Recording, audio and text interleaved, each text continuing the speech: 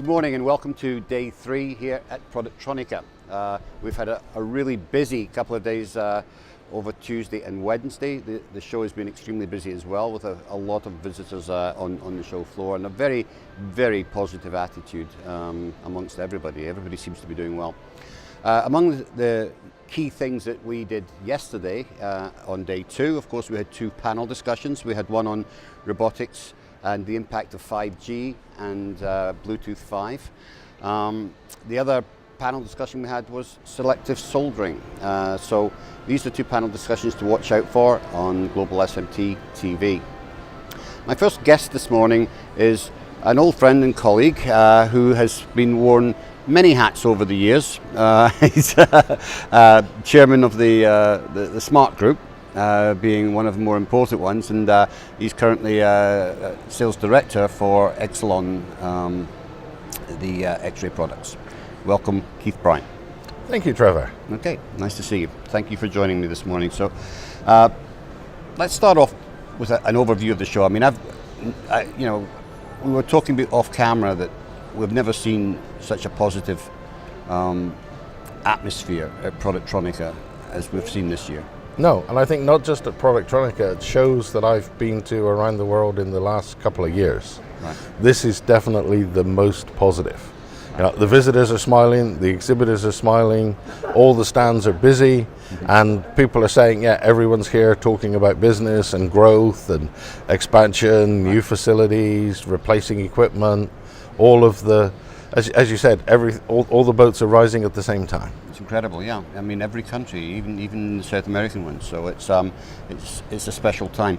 But of course, success brings with it its own problems, you know, because some of the issues I'm hearing as well on the show floor is extended lead times. I mean, some companies are talking as much as 6 months for deliveries of equipment.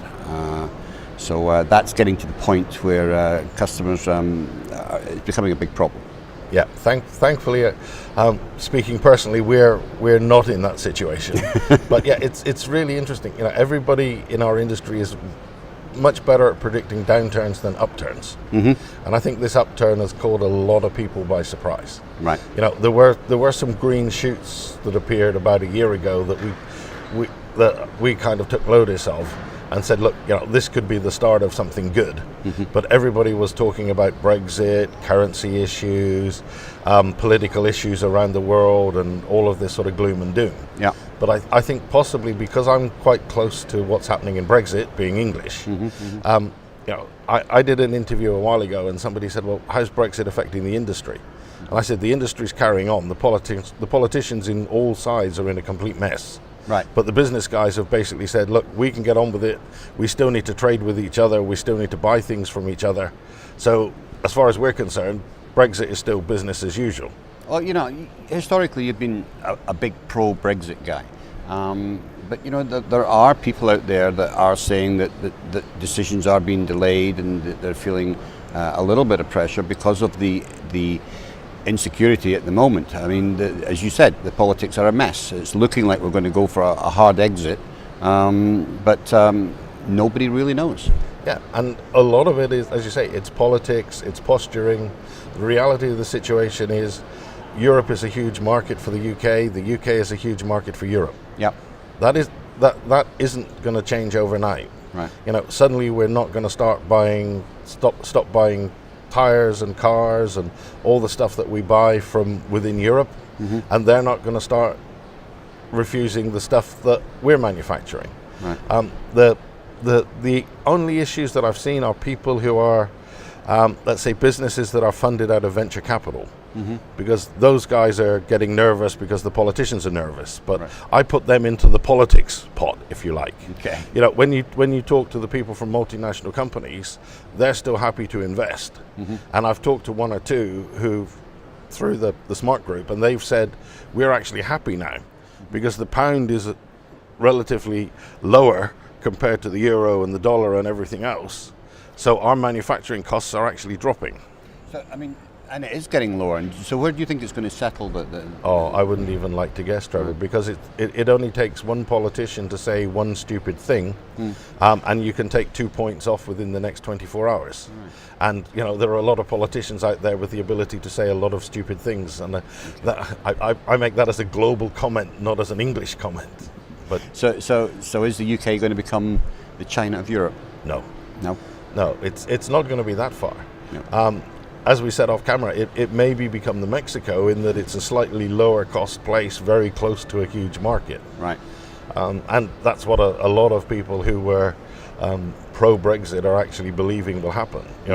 They're not too worried about the currency fluctuations, because at the end of the day, when your currency's low, there are advantages. Yeah. When your currency's high, there are advantages.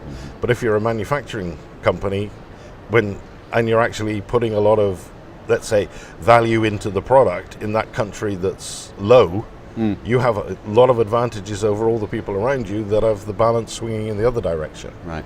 So swings around. And you know what's happened to the UK manufacturing industry for a lot of years, it's been declining. Yeah. Now a lot of us are seeing this as an opportunity for it to pick itself back up again, and we don't become a country predominantly driven by service industry. Right. Well, there has been talk, of course, of Theresa May's government lowering the corporation tax, very, very similar to the way that the Americans are trying to do it, down to about 15% to try and make it more attractive for manufacturing. So that hasn't happened yet, but I know it's on the roadmap. Oh yeah, it's on the roadmap, and I think it's in the statutes that are coming up. But obviously what they don't want to do is to upset the Europeans before we get a deal, because if we do that, the deal isn't going to be the same. So again, we're back to the politics. Yeah. And people are looking past that, and they're looking more at what it costs to manufacture. Do they have a base of people with skills that they can use when they want to grow, and all of the other things. So if we can keep the currency driven up and down by the politicians out of everything, and the politicians out of everything, we'd have it all done and dusted by now. Absolutely. Okay, great. So it's definitely a very interesting space. Okay, we're going to cut to a commercial break now, but coming back after the break, we're going to continue our discussion with Keith on the Smart Group. Sponsored by Panasonic.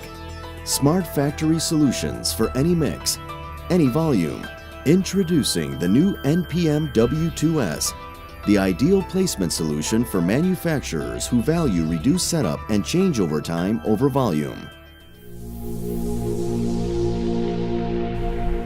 Delivering innovation for over 34 years and backed by employees worldwide, Nordson Syntec's team of experts are ready to support your next adventure.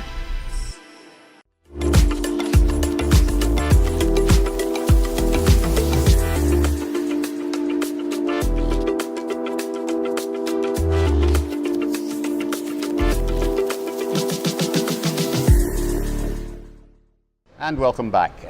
So I'm still with Keith Bryant, and we're going to turn our attention now to the Smart Group, Keith, because there's been quite a few changes there.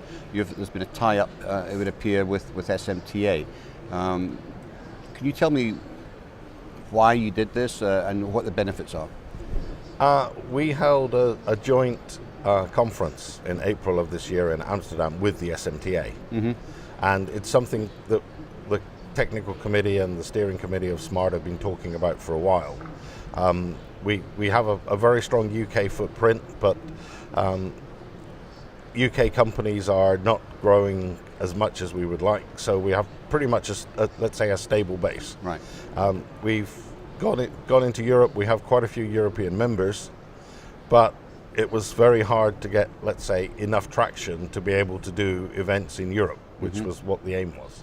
So we partnered with SMTA, and that was such a success that something that we'd been talking about for a while, we decided to basically take a leap of faith and go for it. Right. And as of the 1st of January, Smart Group will become SMTA Europe. In fact, here today there's some seminars going on this afternoon under the banner of SMTA Europe. Really? So the Smart Group name will literally change. It will disappear and Yeah. it'll become The Smart Group SMT. name will change. The website will just have a link taking us through to a brand new website. We've taken all of the technical information, the technical forums, all the presentations that we've done, all of our history, and that is at the moment being ported over into the SMTA website. And everyone who is currently a Smart Group member will be getting an email explaining this. I mean, a lot of stuff's gone out in the press already. We've spoken to a lot of people, but they will get an email basically saying that, you know, SMTA Europe is now the thing that you join, and obviously we get the global advantages of the SMTA, which we never had before. Right, I was just going to say that, and the organisation, because they are extremely good at organising conferences, and you know they're quite expert at that. We're actually partnering with them next year in a conference for eSmart Factory in the United States.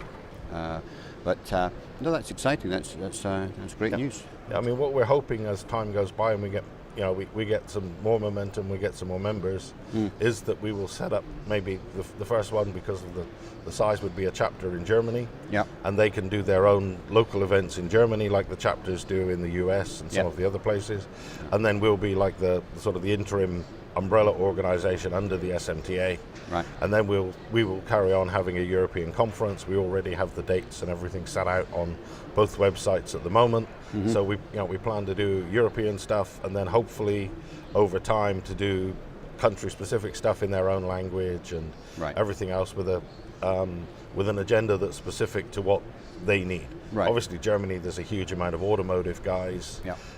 Romania, there's a huge amount of contract manufacturing going on. So, you know, we're looking at already, if we can manage it this year, a couple of regional events as well as the, let's call it the big conference. Right. And then, we've put an open invitation out for anyone within Europe who's an SMTA Europe member who wants to join the technical committee to have a say in what we're doing and where we're doing it.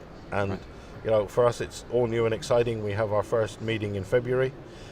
We already have a few people who want to Skype into that meeting, and you know, to be honest, we'll see what happens. Great. No, I think it's a great idea. I mean, I think one of the things that's important even in corporate life is when you do mergers or you work together with a partner is culture. And I think the culture of Smart Group and SMTA are very similar. So I think it's a good match. I think it'll work well for you. It's about getting knowledge and information out to engineers and technicians, and about showcasing new technologies and also positive stuff that's going to help them improve. So you're right. It's it's a very, very close match. So I don't see there are going to be any pitfalls or anything along the way. And in fact, you know, pretty much in terms of what we're doing, everything is done. We've had nothing but positive feedback from the media, from the forums and everything else that we've held. So you know, the only comment we had from some people is you should have done it years ago. That's true. Well, we certainly wish you the best with that. So let's turn our attention back just very quickly to Productronica. I mean, again, one of the drawbacks, or one of the results of the state of the market being so healthy at the moment is that it almost limits innovation to an extent, because everybody's very busy here at the show, but there's not a whole lot of earth-shatteringly new stuff. We're seeing a few things, but a lot of it's all incremental. I think you know, some of the things I see. Well, Panasonic's come out with a new platform, which is much more open source, which everybody can plug into, and that's a theme that's going throughout the show. Almost everybody's doing the same thing. They've all realised that they've got to collaborate to go down the smart factory route. So everybody's going, you know, pretty open source on that. The other thing I saw yesterday, which I thought was interesting, was ASUS. They're doing a 3D screen printer.